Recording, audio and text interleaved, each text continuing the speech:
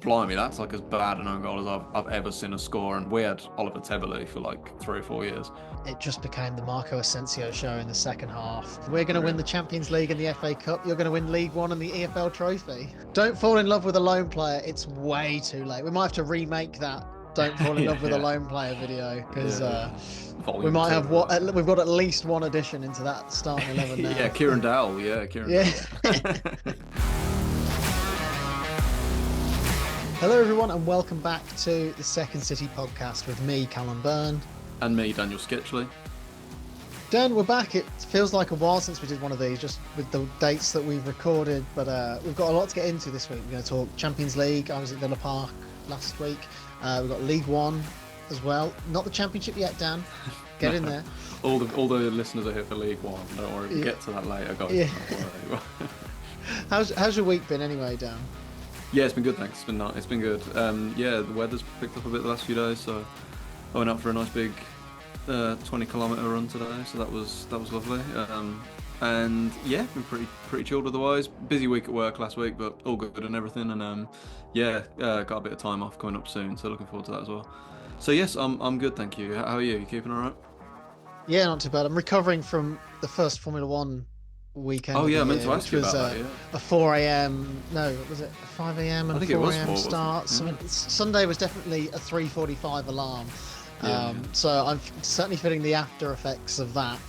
It was good though, wasn't it? I watched the highlights. It meant to have been good. Yes. Yeah, Yeah, it was it's good. worth It it, was worth getting up for, and it's the first one, so you don't mind getting up early. I've actually got quite into it. Like I watch. Well, I'm a Drive to Survive generation, I guess. But but I asked you last week about Drive to Survive, didn't I? It's Not true. on the pod off camera. And you say it's not quite for you, but I can enjoy that, and then I can enjoy like the actual races and stuff and the highlights and stuff anyway. So yeah, But yeah. yeah, time to talk football, I think.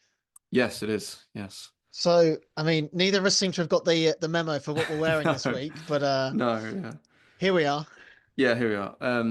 Yeah, we're not wearing Blues or Villa shirts this week. That's not intentional. We didn't really talk about this beforehand. Who do you want to start with, Cal? I think I can't remember who went first last week. I can't remember, but I'll start with you. I'm going to guess you first. all right. Well, it's an AC Milan shirt, it would seem. It's Yeah, there's a lovely. bit of an international theme going on in Yes, the background this week because it's obviously the yes. international break now. A couple of England Um, shirts, an Ireland shirt, a Petrov Villa shirt. Obviously, he was Bulgarian, was he? yes. Yeah. Um, So you're wearing an AC Milan home shirt though, lovely. Fly Mm. Emirates, Adidas. But the badge is different, and that's the only thing which Yeah, threw I'm me gonna off a have to get bit. really close to the camera because I don't think the emboss. Can you see it? I can Just, just about see it, yeah. For those just listening, the about. badge is like it's not their normal badge, it's like an English cross. And I know the English cross is on the AC Milan badge, but this is like the whole thing. And there's only one star above it as well. AC Milan have won the Champions League about 5 times, I think, I'm maybe. gonna stop you on the star because I believe Mm. the star is to do with league titles in Italy. So it's if you win 5 or 10, I can't remember the exact Oh, right, number, okay. but you either win 5 or 10, you get a star. Because I think Inter added a star not too Mm. long ago, or was it Juve? Yeah, because Inter Milan won their I'm not up on my Serie 10th. A knowledge at the No, moment, it, but it someone won it in the last couple of years and they got an extra star off the back of it. That rings a bell because Inter Milan, I'm pretty sure, won their 10th last year, or maybe the year before. I think they've won it the last 2 years, haven't they? So that's the only confusing thing. So it's like I'm going to guess I'm going to guess then it was the year that Milan won their 10th. I'm going to guess it was that season because it looks like a new kit otherwise. Although a big giveaway is Adidas is like, it's got the word Adidas underneath. Now the Adidas badge doesn't have that, which I prefer it on that, how it is there. I agree. Um, It's not as big either, the Adidas. yeah. Like it's massive on the new shirts. Yeah, I prefer it on like the one you've got there. So it must be fairly recent, but not too recent. I'm going to guess like 2019-20 home. Although I feel like Milan have been they've had a bit of when we were kids, they won everything, but like Yeah. them and Inter, but like it's not really happened so much recently. But I'm going to guess around 5, 6 years ago. It looks like the same era as the Bayern shirt I wore last Oh week, and yeah, yeah. it looks like the same sort of era. So I'll say 1920 home AC Milan. You're a little bit out. This is Okay, from 2015-16. okay, fair enough. So the shirt has Adidas shirts they've lasted very, very well. Yeah. Um, So why do I own this AC Milan shirt? And it's a very good question. Um, I just remember it was our first year of uni, and me and a friend of the podcast, Will, would go to Sports Direct in Southampton every now and then. And at the end of the year, it was 30 quid. He bought a retro Arsenal shirt, and I bought this lovely Brilliant. AC Milan shirt That's just brilliant. because. Why not? Why not? But yes, the badge. So, AC Milan were founded by they're an English founded team in Italy, hence why they've got the St George's Cross. And so the year before this and this season, they had like a special crest, which is the shield of St George with the St George's Cross with their actual badge embossed in it. Um, it's really, really nice. In terms of the season, though, they were pretty rubbish this year. You mentioned how when we were kids, they won everything. They had like Kaka and Shevchenko. Shevchenko and Um, Dida. Dida was in goal, and yeah, yeah. Yeah, well, they would have won. They won the Champions League in 2007 as well, I want to say. And obviously, they got people like Liverpool, didn't they, the a couple of Liverpool years the year earlier? before, Yeah, yeah. yeah. But yeah, so 15-16, they had a couple of managers. They had um, Sinisa Mihojevic and Christian Barocci. They finished seventh in Serie A. They were runners-up in the Coppa Italia. Notable names to wear this shirt. Carlos Bacca was their top goal scorer in the league and all competitions. Mario Balotelli played for them this Wow, season nice. on loan. Um, From Liverpool, wouldn't it have been? Yeah. it would have been, yeah. Gianluigi Donnarumma, I think, made his AC Milan debut in this kit. Obviously, he was only like 16, I think, at the time when he made his debut. Um, so yeah, but this was a year where they lost some notable names as well, Dan. How many of these do you know? Robinho, Michael Essien, Sully Montari, to name a couple. Pele, apparently. Not that Pele. The not Um, that Pele, no. not He that played for a Pele. long time, but not that long. Like, Yeah, so I think it's one of those great kit, pretty naff season. fair enough. Why? What? Any other reason you would get a Milan shirt on, Cal? Time will tell. I'm manifesting, Dan. Manifesting. Stay tuned. Cool. What do you think I'm wearing? And I'll get this out of the way first. The sponsor's a bit cracked. It's very cracked on this. I've had the shirt a few years now, so it's all a bit cracked. So I'll just sort of show it you like Well, it's this. funny. What I love about this segment of our show, Dan, is that we don't ever converse on themes or whatever. We just No. pick a shirt. And this is one of those rare occasions Oh no way! You got that exact one right where behind you. I have No the way. exact shirt Oh behind wow. me. That's My thr complete coincidence. my Yeah. three logos has seen better days, as has the Conor Mine Hourihane seem 14 yeah. on the back. Um, Wow. So for those but listening, it's an Ireland shirt, an yes, Ireland home obviously shirt, and it's you. Paddy's Day today, or Yesterday day of at the time. recording. No, it's the 17th, so it would have been yesterday. But it's Oh, Paddy's yesterday. week, whatever. Paddy's week. Yeah. Yes. Yes. The question is, do I remember the year? I think it's 2016. I think it's the calendar year of 2016 would be my guess. For those Um, listening, if you're trying to guess still, so it's New Balance of the kit maker. It's got it's a white collar, but with like some orange like offshoots of it almost, just coming off on on the the shoulder or on shoulders. the collarbone, and it's got this Yeah. really cool kind of like triangular It hexagon has, yeah, like like very, yeah, it's a bit of an pattern. embossed pattern in there, which is nice. And it's the old badge as well. Obviously, they got the new badge now. Yeah. Um, Oh, I love that badge. yeah. Yeah, So I yes, think it's around that sort of 15, 16, 17 kind of era. I'm trying to remember. So I bought it in 2019, but it wasn't the current shirt when I bought it. Um, so maybe it's a bit later than 16. It's because they didn't wear this one at the Euros actually. So it's probably 2018, but it could be 17. It's 17 or 18, but I'm going to go with 18. you're bang on. Well done. 2018-19 would have been like the season. I know it's a bit weird with international kits. It's not like they release it in like on August 1st for the season, but Well, this they're is the like they eighteen tend to be nineteen released in season. calendar years, don't they, as opposed to the Yeah. football season. So I imagine because the international break, I assume we're going to get a New England shirt imminently. Oh God, who knows? I mean, first things first. International shirts should not be every year anyway. They only play like 10 games in a calendar year if there's not a tournament on. So if that even. Um. So yeah, but anyway, that's a discussion for a different day. But yes, well done. 2018 or 18, yeah, Ireland home. Um, yeah, I wore this well. as I mentioned last week, I just keep forgetting to source more blue shirts. I have got one, but again, I'm going to save it for a couple of weeks. So I will get some more, I promise. But I kind of wanted to get on, like, all my football shirts that I own at some point on eventually. And as you say, it's an international break. It was Paddy's Day yesterday, and I've never worn this Ireland shirt before. So I thought it would be a cool one to get on. And that's about where the good stuff stops because Ireland were Awful. tragic in this era.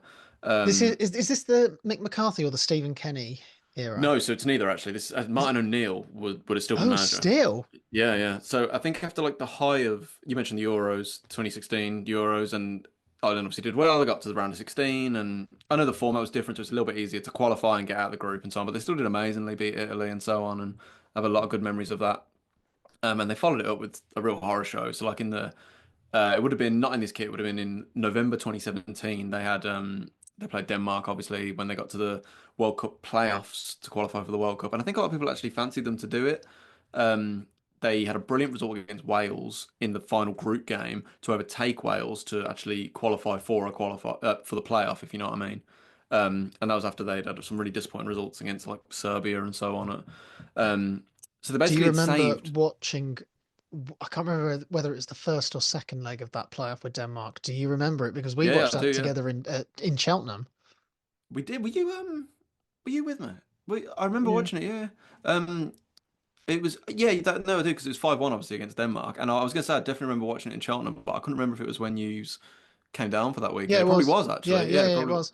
I think it Oh was I wow. can't remember whether it was 2-0 or a draw. I can't remember off the top of my head. Was the first leg 0-0? Did we watch the first leg together 0-0, and then the second leg was the 5-1? Yes, yeah, because That I that's right. kind of That's right. remember it Yeah. being a draw because I think we were mostly playing pool while it was on. We were no, that's why I was confused because I remember I watched both of them in a bar on that street in Cheltenham. But yeah, I definitely remember that. But remember the first leg was 0-0 and then the second leg was 5-1, so that was a bit of a shock. The second leg was at home and they went 1-0 up. But anyway, after the disappointment of the after the excitement of the Euros, they then had the disappointment of not qualifying for the World Cup. But then 2018 in this shirt, then it was just a disaster, and Martin O'Neill and Roy Keane as his assistant ended up losing their jobs. And this Ireland team were not the great entertainers. The last four games under Martin O'Neill, three of them were 0-0, and the other one was a 1-0 loss to Wales in the Nations League. So they really did not set the world on fire. Um, and of the last nine games under Martin O'Neill, they only actually won one of them. And I remember I'm not one to call for like managers to go and stuff, and I never have been. But I remember thinking when O'Neill left, I was like, it was definitely his time. It was a great time at the Euros, but it was definitely their time to go, I think. And he was replaced by Mick McCarthy, who came back for his second spell at Ireland, and he actually had a pretty good start to his time with Ireland.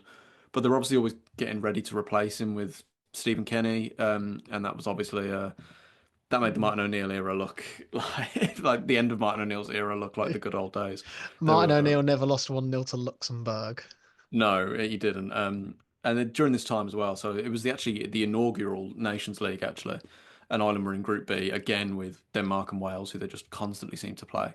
And they finished bottom with 2 points, so it was hardly great. But because of the way the Nations League worked, from my memory, they finished bottom of that group. But there was only three teams in the group, and I think because it then expanded for the next one, I think they didn't actually get relegated, so they stayed in Group B for the 2020 Nations League. And then obviously there was COVID and all that after that. So the Nations League had a bit of a bumpy start in terms of format. Um, so yeah, not a great time for Ireland at all. Not a great time at all. And they still kind of never really recovered from it. I think everyone thought from Euro 2016 it would lead to like formats are changing and the tournaments are expanding. And the one upside of tournaments expanding is that teams like Ireland and the home nations might qualify more and might be a bit more exciting. But And it just Wales hasn't and really happened. Scotland have really taken that. Yeah, yeah, absolutely. So for Ireland to have not been to a tournament now in well, it'll be at least 10 years coming into the World Cup, and they haven't been to a World Cup since 2002. So it's not looking a bit of a sad era for them. But love the shirt. I remember I think I got this for Christmas one year actually. I remember wearing it I took it to Malta. I remember that. I don't know why. When we all went to Malta soon after. So I knew I had it somewhere. But yeah, lovely shirt. Bad time, a bit like what you're saying, really. So yeah, 2018 Ireland home. New Balance, really underrated kit manufacturer. Yeah. Yeah, I agree. Really nice. Really, really nice. Let's get into the games. Yeah. So I'm trying to remember. So we recorded on Sunday Yeah. So I think we just played over a week ago. Yeah, I think we've So both played twice since then because we played. we we've Ye- played once the because we the Bruges game already happened. Bruges in the Champions League. the second leg had not, but the Brentford game had. Oh right, so you didn't play in the league last weekend? No, The of course you weekend didn't. It just was FA gone. Cup It weekend. was no, it was the League Cup final. We haven't played Oh, of over the course, that's why. weekend. Sorry. Yeah, yeah, of course, of course. Sorry, that's where I'm getting confused. Fair Um, enough.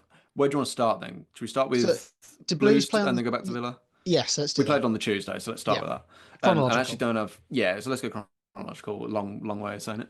But I actually don't have too much sound about it to say about it. We played Stevenage at home in the league. I actually didn't go. Actually, it's a rare. I think it's only the second home game I've But this missed in game the was league this double season. points for Wembley, Dan. And it was double points if you were trying to get a ticket for Wembley. More on that later. I couldn't actually go. I'd work, and I've been quite lucky this year being able to like get to most games. But this was one where I was like, it's a bit of a. It would have just been too much hassle, and I was. So it was kind of perfect for me that we won 2-1, but the game wasn't, by all accounts, like a classic. Like if Duke had came on and scored, and I'd have been like livid, if I'd missed all that. But and it'd been a great game.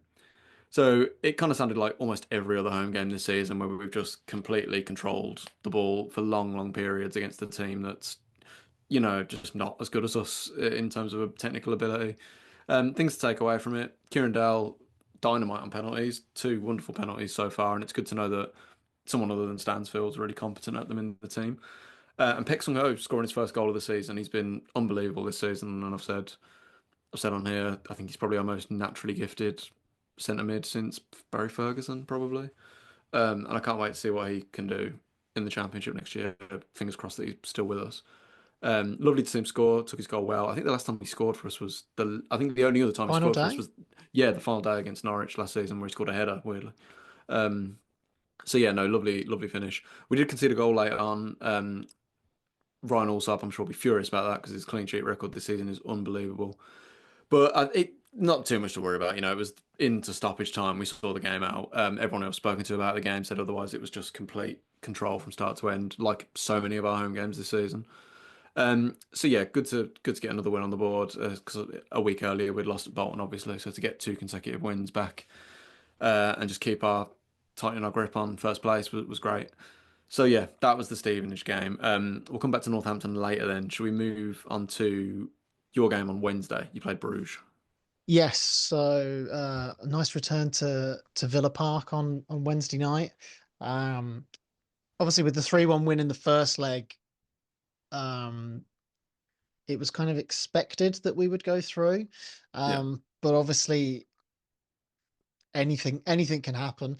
Um, I'll tell you what I didn't like. I really didn't like the fact that the PSG Liverpool game, which was the tie that we were obviously interested in, was the day before our game because yeah, it meant that I had to watch it the night before. And like my dad's like, "Oh no, who do you want to get?" And I'm like, "I don't care. We haven't won our game yet." Like, yeah, exactly. um, as well as it's much nicer when you know you're already through and you can watch the other games and you're like, I don't know, it's um. But yeah, my expectations for the night were that we would win. We would. It would be tough for Bruges to come, but I also expected us to maybe control the game as best we could, which is kind of what we did in the first half. I know there was a few people around me and a lot in the ground that were frustrated in the first half. And while I don't think Unai Emery was 100% happy with how the first half went, ultimately, the longer the game went on at say 0-0, the more the game was going to come to us because Bruges were chasing the game. I think a lot of people kind of forgot we were 3-1 up at the match. Yeah, Um, during the game. I must say, before the game, though, the atmosphere pre-match, the tifo, the free scarves, fireworks, amazing. I loved it. I cannot wait yeah. to see what they're going to do for the PSG game in April because that, I mean, they've It's a set big some one. very high standards. Yeah, Um, and a freebie scarf. I mean, you can't go wrong with that. Um, But the first half, obviously, they went down to 10 men. We had a couple of chances. Mignolet made a good save from Yuri Tielemans. Um, but as I said, I don't think Unai Emery was particularly 100% happy at half time. I think he took the opportunity to rotate and rest a couple of players, but we were pretty strong. Marco Asensio came off the bench at half time, as did Leon Bailey. And it just became the Marco Asensio show in the second half. He just pulled all the strings in the game. He scored 2 goals. He should have had a third. I think at 1-0, he ended up 1-on-1 with Mignolet and hit the post. Um, but yeah, I mean, we had a really good team anyway, but since him and Rashford have come in, the way they play and the way they read the game, and you can just tell that they're a level above. I mean, Asensio in particular, I've been very lucky to see some very, very good number 10s at Aston Villa. I think Morgan Rogers is a very good one and will become an amazing player in the years to come. Jack Grealish obviously is the standout for how incredible he was in the Villa shirt, but uh, Asensio, it's like one of those you have to see it to try to really understand, the way he just drifts and glides and the pure quality that he has. I really hope we sign him on a permanent. Um, yeah, complete. Don't fall in love with a lone player. It's way too late. We might have to remake that. Don't fall in Yeah, love with a yeah, lone player video because yeah, yeah. we Volume might two have of that. we've got at least one addition into that starting 11 Yeah, now. Kieran Dowell. Yeah, Kieran Yeah. Dowell. Yeah, Um, but yeah, we comfortably won 3-0 on the night. And it was very weird.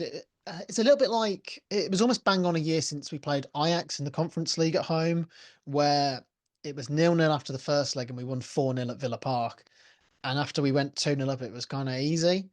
Hmm. Um, it was one of those, it was a fairly stress-free night, particularly once we got the lead and we were just knocking the ball about and Ian Matson scored, and yeah, it was a weird vibe for a Champions League round of 16 in what was a huge, huge game in terms of you expect it to be really stressful, and it really wasn't.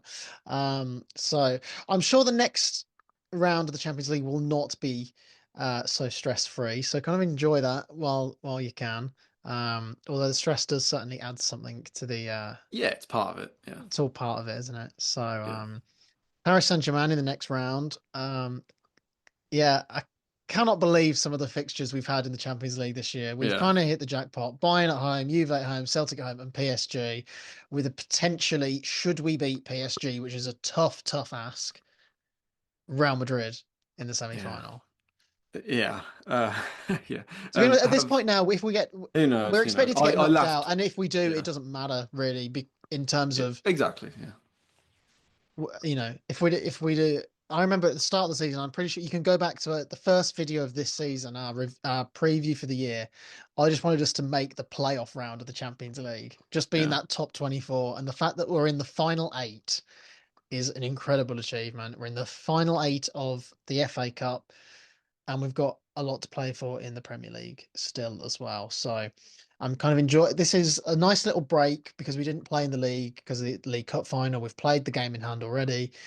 We've now got the international break, and then we are really in the thick of the run in. We're going to hit the run in, and it's going to be non-stop pretty much all the way to the end of the season. And we've got a lot of big games and a lot of tough games. So it's yeah. the calm before the storm. Have PSG tickets gone on sale yet? For season ticket holders to claim their seat, yes. Tomorrow, which will be the day of release, I assume, of this, which is Wednesday, will be members who've been to all 5 home Right, games. So my tickets go on sale on Thursday. fair enough. Um, Confident you'll get one? yes, but still stressed Yeah, yeah, because they yeah. I can changed the imagine. ticket Yeah, criteria slightly, and if it had yeah, been 5-4-3, I would have guaranteed, I'd 100% would have got one because because I know the brackets from the last one. But so now there's that bit of jeopardy in there. So yeah, yeah. touch wood, Well, say a prayer. yeah. Obviously, I hope you get battered in the quarterfinal, but I obviously hope you But and you hope I'm Liam there and to see it. yeah, yeah. I hope you and Liam are there to see it. Able to see it for yourselves. Have you got the first leg or the second leg at home? So, when they did the draw for the round of 16, they also did, because they did this whole kind of tournament tree, we Mm, know our path to the final for who we might play and also which leg is which. So all of our knockout games, other than the final, obviously, the second leg is at home for us, even in the semi-final. oh So wow. we're at Okay. home first, and then we're away first and got the home leg second, and that would be the same should we get to the semi-final as well. Blimey, I mean that's better as well. You always want the second Yeah. leg at home. You always want the second leg at I know home. it's not maybe necessarily. It used to feel like it was a huge advantage in terms of Well, the result. away goals rule used to be be such a big Yeah. thing that you uh, in that. I think. But yeah, regardless, you want the second leg at home. I've been quite lucky at Blues. We've had two games over two legs. The second leg, like the League Cup semi final against West Ham, and then the Blackpool one in the playoffs. The second leg was always at home, so that was great. Um, what did you think of the Bruges fans? Because I think they were. I don't know what they were like, but when we played them at home in 2011, I genuinely think they're the best away fans I've seen at Blues. They were mental. Like, They probably weren't the best away fans in terms of atmosphere we've had. They were good. okay, They were very good. yeah, The Bruges fans that I met out in Bruges for mm, our away leg were great. So I have a lot of oh, time yeah, for them. They're lovely, they're a lovely set of fans. yeah, I'm sure, having seen the PSG ultras that are going to rock up to Villa Park in a couple of yeah, weeks. yeah. Um, they don't seem quite so lovely, but we'll see. I just hope We'll that see. guy with the megaphone isn't there because he was so annoying on the Liverpool game. Yeah, yeah. Yeah, I did wonder. I know this is maybe wishful thinking, but I did wonder if any like Bruges fans that came over a day early, if any of them went to Blue Stevenage the night before. I know it's unlikely, but you never know. It happened a few times You never last know season. because the Um, PSV fans went to AFC wasn't it? Wimbledon the night Yeah, before. yeah. And wasn't it like last season they came to like Blues Rotherham or something because you Yeah. like Yes. whoever Yeah. you were Yeah. playing. Was Um, it would it have been Lille or Olympia? It was Olympiacos, Because it wasn't is it? the kind of thing, Yeah. like, I know, like, I mean, I can't think of any examples like we've done, but it is the kind of thing you do if you went to a random Yeah. city for a I mean, game. If I you're mean, following a team, if like, Cercle Bruges were playing the day before we played Club Bruges, we'd have yeah, tried to you'd have have gone. gone. Yeah, Yeah. yeah, exactly. Yeah. No, absolutely. So, Um, Very good anyway. Well, not very good for me, but mm. for you, it absolutely was. And I'm sure we'll hear more about that in the coming Well, weeks as both of us are on for league for the double this year, Dan. We're going to win the really. Champions League and the FA Cup. You're going to win League One and the EFL Trophy. I think ours is much more likely than yours, but who knows? I've said things on this pod that have not happened before, and the opposite has very much came true. Shall we move on to the weekend then? Blues. Yes. Yeah. Cool. So last game to actually review in terms of Blues and Villa this week.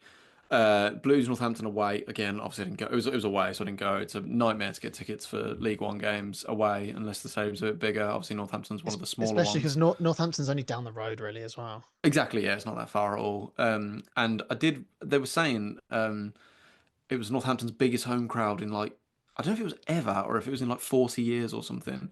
And on How like many I had Blues fans were in the home end? exactly. So, like, I saw a few people say, "Oh, wow, credit to Northampton. Like, they're really turning up these days." I was like, "They're all going to be Blues fans. Like, let's be honest, it's not a coincidence. Like, Yeah. it's the biggest attendance because like we've got the most fans going there. Anyway, so I thought that was odd.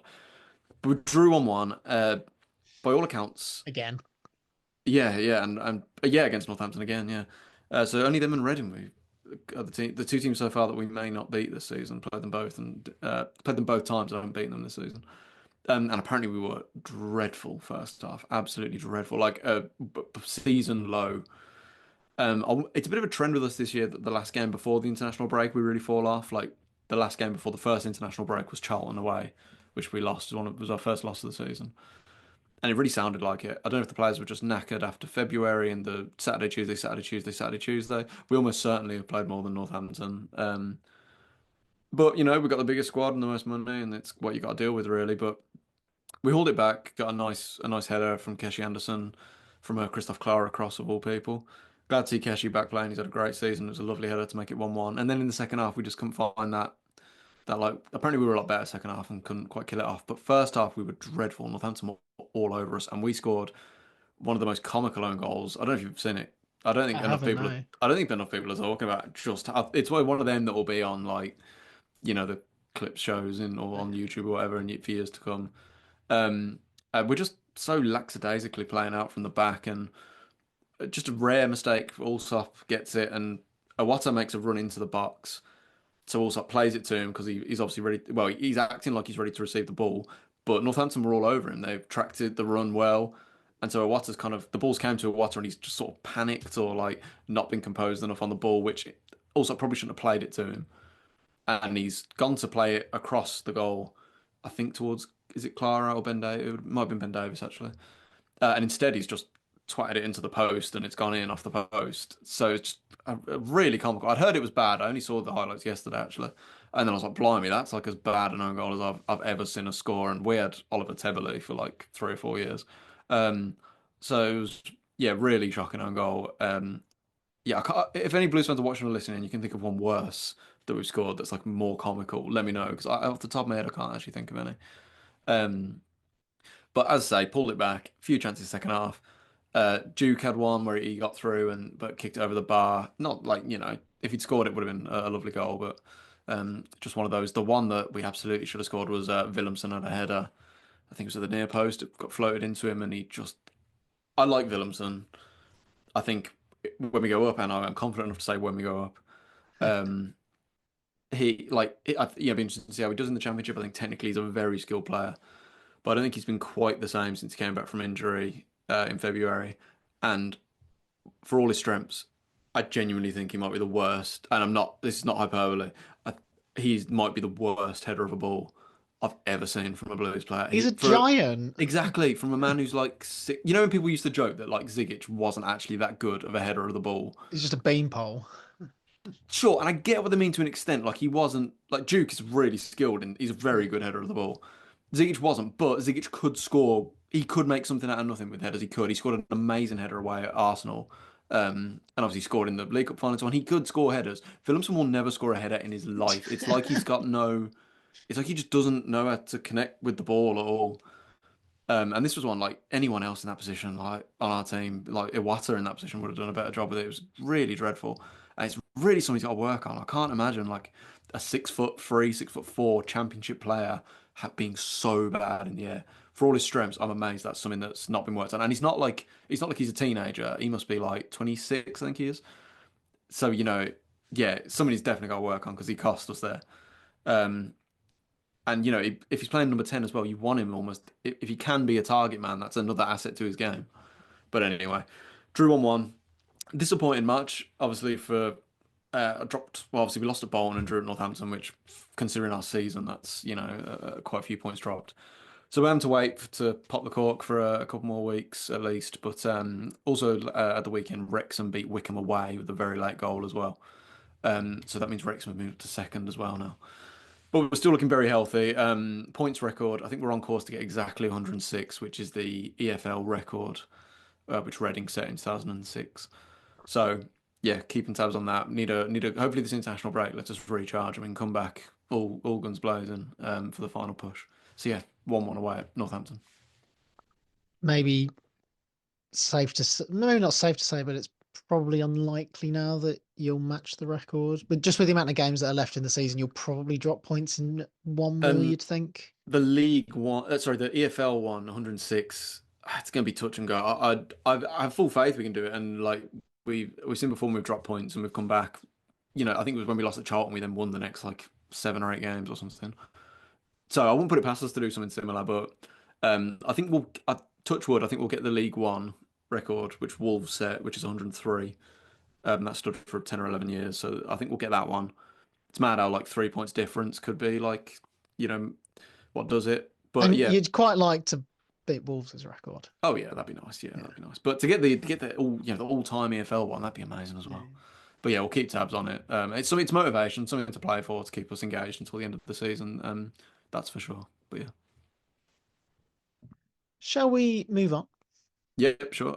Have you got any housekeeping this week, Cal, on Villa? A tiny little bit, which Yep, is go for that it. it was announced today that there's a new outlet store that's opened up in the Holt End car park. I think it's the old part of the old Holt pub, potentially what they used as a bit of a store, while they revamped the actual store in the summer. So that's turned into an outlet. I don't know whether you're going to get the kits cheaper in the Holt End than you do at the North Stand or what, but there's a few. If you go onto the website, there's a few exclusive like season ticket holders only and members only like opening dates before then it opens up to the general public should you want to go. But that's about it really. Fair enough. Yeah, similarly with Blues, not got too much. And after this, we'll get into like a little West Midlands roundup as well, if you fancy, Cal. Yeah. But yeah, just a couple of quick things on Blues. So I mentioned we played Stevenage at home last Tuesday. We were meant to be playing them away this Saturday, but that's been postponed because of the international break. Obviously, we've had a few players going away on international duty. It's not a massive shock because all the other games we've had have been postponed during the international break. So keep your eyes peeled for that in terms of a rescheduled day. Obviously, it'll be a Tuesday or a Wednesday if anyone was planning on making the trip, and sadly going to have to find something else to do with Saturday. Sadly, a couple other things. So Chris Davis won the Manager of the Month award for League One for February, which was nice to see, and he's the first Blues manager. He was the first time he's won it this season, actually, surprisingly, which is remarkable considering the season we're having. But he's the first Blues manager to win it since Chris Hughton won it in 2000 and was it 2012? I think he last won it. So yeah, long time, 13-year wait for Blues to win a Manager of the Month award, but we finally got one. And then finally, obviously, we're going to Wembley next month. And thankfully, I got my ticket, fortunately, and hope everyone who's listening who's hoping to go has been able to get one so far. But they've announced, Cal, that our allocation is now even bigger. So it's now gone up. They accept Wembley or whoever, or the FA, whoever organises these things, um, have accepted Blues' request to have an even bigger allocation. So we've now got, I think it's about 44,000 allocated seats, which is remarkable. So I think we got the west side of the stadium, so the same side we were in. The end Newcastle would have been in, like in the League Cup final, same end we were when we won it. But they've now given us the top few blocks of like the east side, sort of curving round. So yeah, it's remarkable.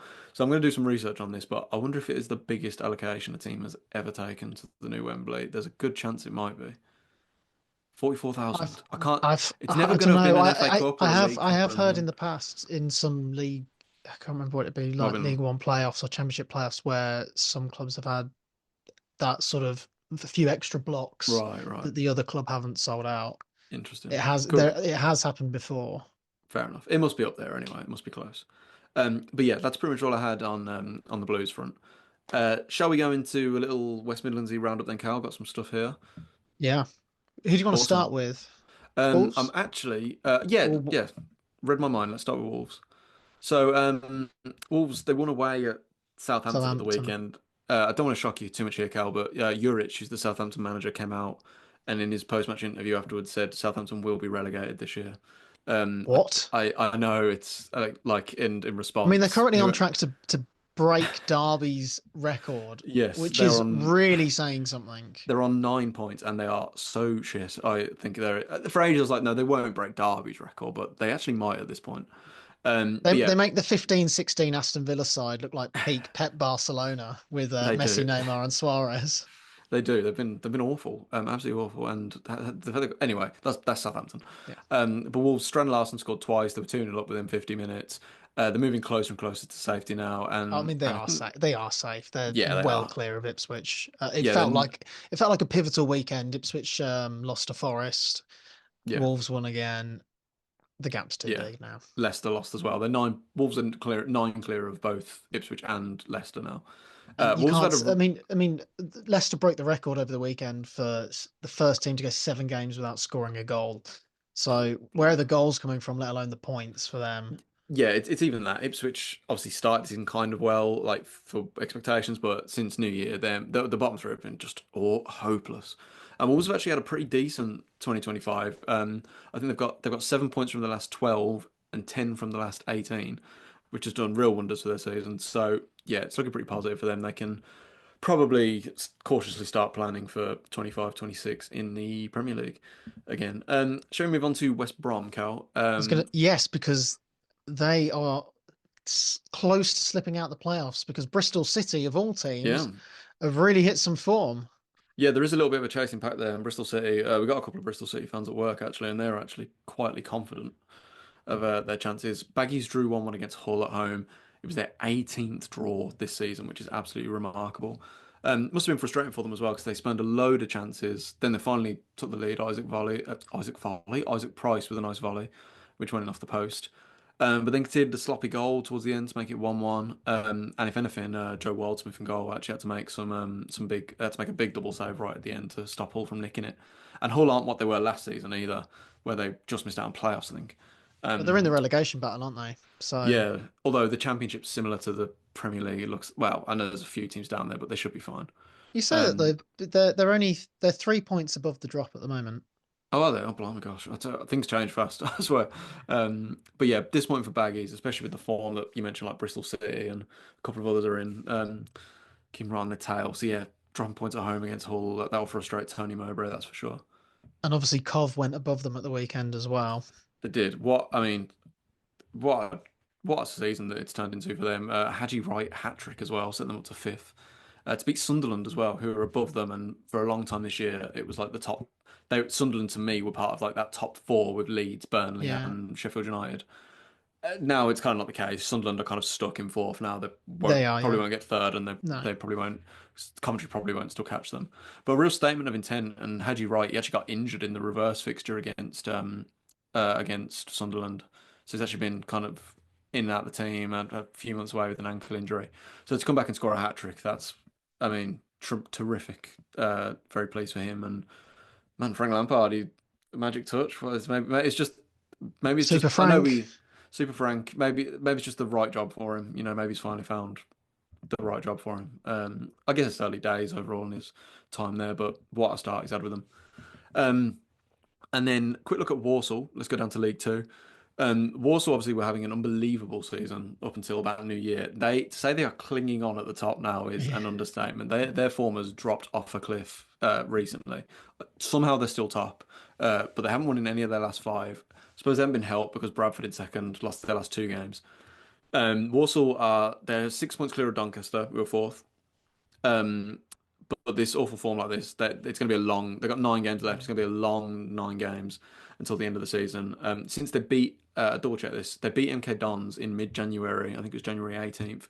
Since then, they've won 2 games out of 12. That is not top of the table form. No. How good must they have been first half of the season But to still be top what I now? wonder what's happened though to cause just a team that was almost running away with the league to now Yeah, effectively having relegation form. yeah. Maybe they were just punching above their weight anyway. I can't say I know exactly, but yeah, interesting. And if you're like, a Doncaster or someone, you probably fancy your chances getting in there now with, I mentioned Bradford as well, slipping away a bit as well. But it'd be very interesting to keep an eye on. It'd be great to see Walsall come up to League One. I think that'd be great. But yeah, at the minute I wouldn't put money on it. I really wouldn't. They might just scrape over the line, but it's pretty tight up there. Uh, this time next month, it'd be very interesting to see where they are. Finally, as well, did a little note on Solihull Moors. We haven't talked about them too much the last few months, and that's because there hasn't really been too much to say. They're currently bang on mid-table in the National League. They're 12th. They won't be getting in the playoffs. They won't be getting relegated. They're one place below Tamworth as well, who similarly I don't see going up. Don't see them sneaking into the playoffs. They're only, I think, 5 points off the playoffs, but Rochdale, who take up the last playoff spot, have got 4 games in hand on them. So I would fancy my chances if I was a Rochdale fan. I'd be pretty confident. So yeah, little look at the non-league there as well.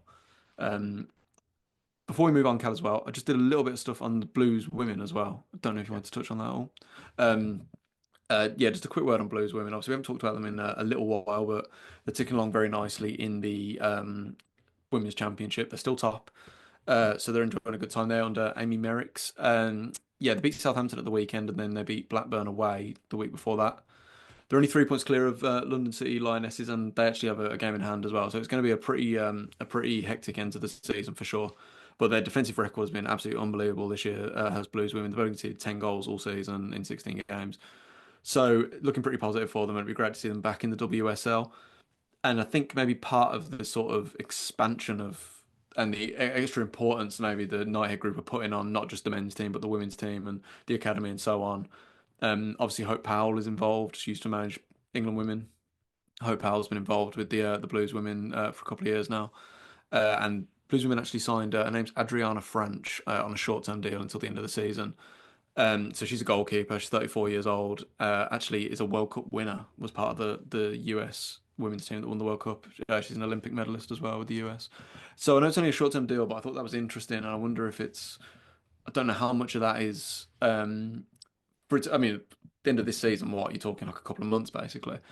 Maybe she's just extra cover, but you also wonder is it more of like a statement thing as well to be like you know, extra traction in the US as well, maybe, and just trying to expand that side of the club a bit more.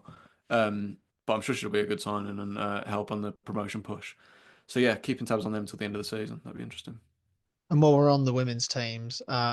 we spoke a couple of weeks ago about Aston Villa women, and their terrible, terrible season took Mm. another terrible, terrible turn at the weekend as they lost to bottom of the league Crystal Palace Oof. away from home. They are now 1 point off the bottom of the league. So Palace have now got 9 points, Villa have now got 10. they've won 2 games all season. It's been a complete and utter disaster, which we spoke about a few weeks ago. The manager's changed. The new manager has not had the bounce that would have been hoped for. We also, I go back to what I said a couple of weeks ago. Where is our women's team going? What is under Christian Purslow? There seemed to be a plan. There was a lot of money going into it. There was an identity. You could kind of see what was being built under Carla Ward, and that has definitely fallen away in the last 12 months or so. I think relegation back down to the Women's Championship it would just be seen as a complete failure, given that this was a team that was at one point seen as the club to break into the top 4 of the WSL. This year was the first year all the league games are being played at Villa Park. It wasn't meant to be like this, Dan. No, it sounds like we could be swapping places very soon because it's just the bottom club that goes down, isn't it, in the WSL? Yeah. Yeah, so drop a place. Blues and Villa are going to be doing a little switcheroo. So Blimey. yeah, I mean they're not bottom yet, but No, but very close. To be losing it's to going to be a Palace, not a very good sign. nervy end to the season there for sure. Yeah, absolutely. But we'll keep tabs on that. And yeah, it maybe sounds like they haven't, for all the, playing the games at Villa Park and all this stuff, they maybe haven't been backed in the same way, which for the amount of money that's going into Villa and the progress that the men's team are making and the club on the whole has made, there's not really an excuse for it, really. Yeah, because there was an alignment. You could see the alignment. The money was going into both at the same time, and it feels Mm, like as the men's team has all of a sudden taken a huge step forward, almost the focus has maybe gone away from the women's team slightly. yeah, Um, but something to keep an eye on. It's regardless of what happens at the end of the season, it's going to be a huge summer for the women's team because whether they stay up or if they do unfortunately get relegated, a lot has to change. yeah, yeah, absolutely. Cool. Does that just about wrap us up this week, Al? Anything else? I think it does. Cool. I'm going to say then before we go, obviously yesterday, no, sorry, not yesterday, the day before was the League Cup final. Newcastle beat Liverpool. I just want to say as well, we did an episode on the League Cup and why it still matters, and I think that proved. Like, I know it's not like a fairy tale. Like Newcastle are not like some paupers, are they? They're like a big club. But I thought it was a statement of like how the League Cup can be. It is important, so it is worth keeping absolutely. But also obviously it was a big win for Newcastle, their first trophy in 70 years. So never a better time to go back and listen to our interview with Newcastle fan and ex-player Lee Clark, who obviously managed Blues as well, on the channel as well. So please check that out. It was a great time. We did it about 6 weeks ago. So yeah, definitely check that out. And while you're checking out the other videos, I mentioned it earlier, talking about Marco Asensio, go find our episode, Don't Fall in Love with a Lone Player, because I feel Yes, like that's quite yes. apt at the moment. Yeah, yeah, absolutely. Cool. International break obviously coming up, Cal. But we'll be back very soon with something, I'm sure. And yeah, until then, take care and keep right on. Yep, see you next week, Dan, and up the Villa.